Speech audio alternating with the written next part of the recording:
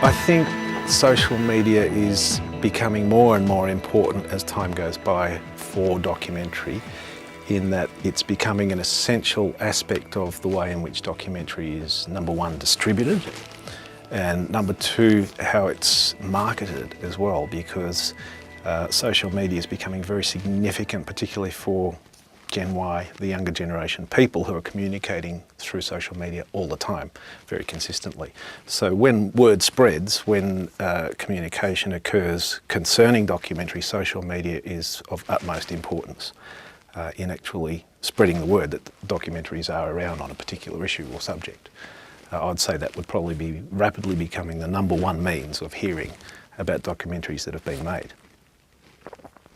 Also, it exists as a distribution method now. So many documentaries are now being mounted on social media as its primary distribution, rather than trying to go to cinema or television.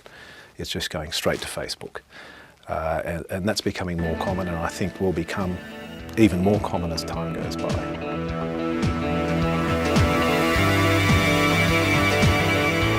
Ever since the invention of portable cameras, there's been this conflict between documentary as the professional practice and documentary as the statement by the individual.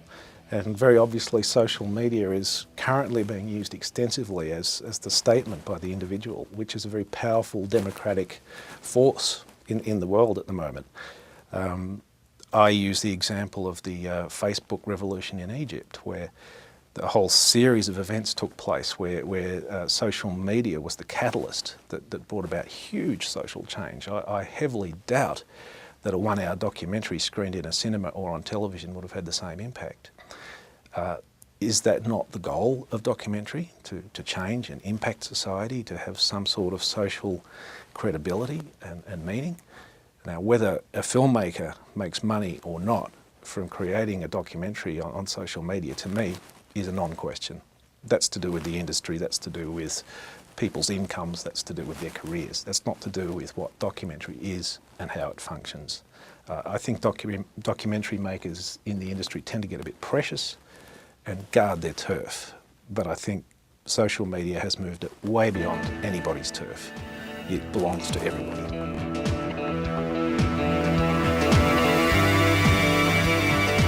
I think a documentary maker in this day and age has to engage with social media. I don't think it's even optional anymore.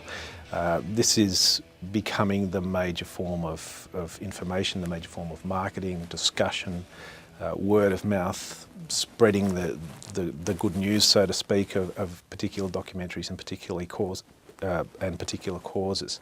So documentaries are becoming linked in with the ideology that drives them via social media. So when somebody puts up a link on Facebook to a documentary, they're generally supporting a cause. They're generally saying, this is a valuable cause, have a look at this.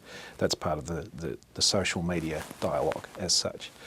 Which means for a documentary that, well, documentary as an art form definitely deals with causes, definitely deals with the spreading the word of a cause.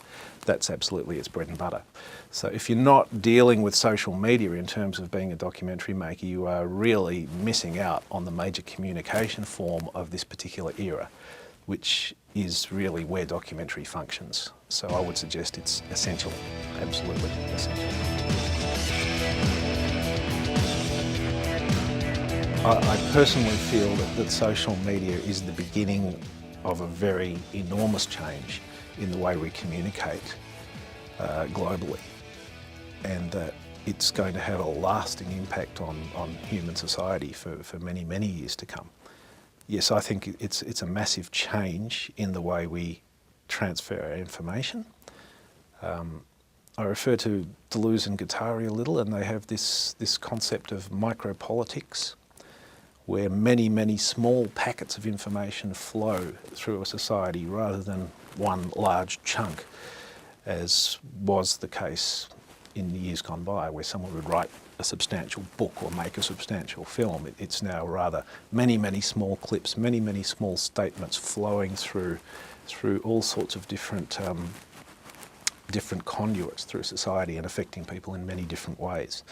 I think that's the change that we're seeing. So one person's view, no matter how significant that person is, is not as significant as many people's views in small numbers, in high quantity, and that's the change we're seeing. So it's the voice of the population becoming more significant than the voice of the anointed, chosen filmmakers. And I think that's a great thing. We saw that partially with the advent of the Handycam in years gone by, with like the Rodney King events and things like that, where the individual and the individual camera started to get that reality out onto the screen. Social media's just taken that and multiplied it by 1 million. So we now see so many clips, so many pieces of actuality on the screen, that statements are being made at a huge and massive scale all the time.